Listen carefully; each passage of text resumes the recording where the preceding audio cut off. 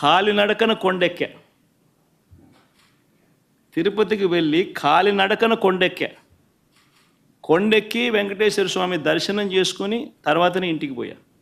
నా పాదయాత్ర అయిపోయిన తర్వాత, నా 3648 కిలోమీటర్లు నా పాదయాత్ర అయిపోయిన తర్వాత. ఇవన్నీ తెలియవా రాష్ట్ర ప్రజలకు? మన అప్పుడు చంద్రబాబు నాయుడు గారు ప్రభుత్వమే కదా అప్పుడు ఉండింది. అప్పుడు నేను ప్రతిపక్ష నాయకుడినే కదా అప్పుడు. మన ఆయన కళ్ళ ముందరనే కదా వెళ్ళింది, తిరుపతి కొండెక్కింది 2 సార్లు. మళ్ళీ దాని తర్వాత నేను ముఖ్యమంత్రి అయినా.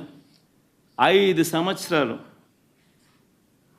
తిరుపతి బ్రహ్మోత్సవాలకు దగ్గరుండి వస్త్రాలు నేనే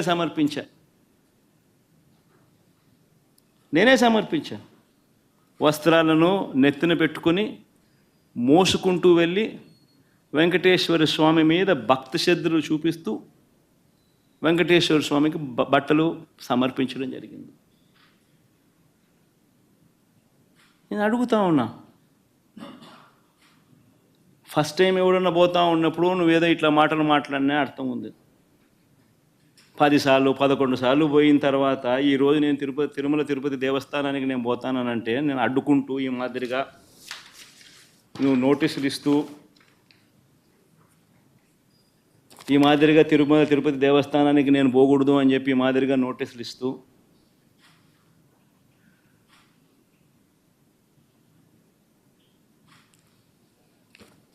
ఈ మాదిరిగా మా ఎమ్మెల్యేలకు మా కార్పొరేటర్లకు అందరికీ కూడా ఈ మాదిరిగా నోటీసులు పంపుతూ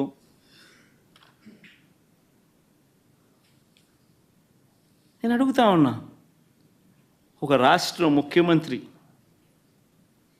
ఇంకా 5 సంవత్సరాలు బ్రహ్మోత్సవాలలో తిరుమల తిరుపతి దేవస్థానానికి వస్త్రాలు సమర్పించిన నేను, ఇన్నిసార్లు తిరుమల తిరుపతి దేవస్థానానికి వెళ్ళిన నేను, ఈరోజు తిరుమల తిరుపతి దేవస్థానానికి నేను రాకూడదట, పోకూడదట. కారణం ఏమిటంటే నా మతమట.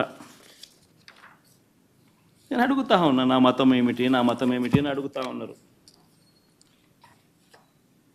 అడుగుతా ఉన్నా నా మతం ఏమిటని. అవును, 4 గోడల మధ్య నేను బైబిల్ చదువుతాను, తప్పేముంది? బయటికి పోతే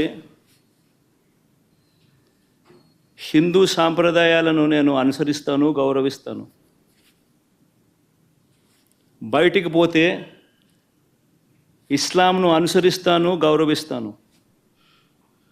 బయటికి పోతే సిక్కిజంను అనుసరిస్తాను, సిక్కిజంను నేను గౌరవిస్తాను. నా మతం ఏమిటని అడుగుతా ఉన్నారు. నా మతం మానవత్వం.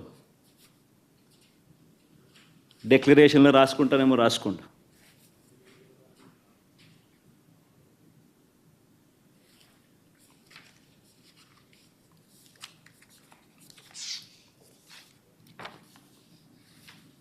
భారతదేశం కాన్స్టిట్యూషన్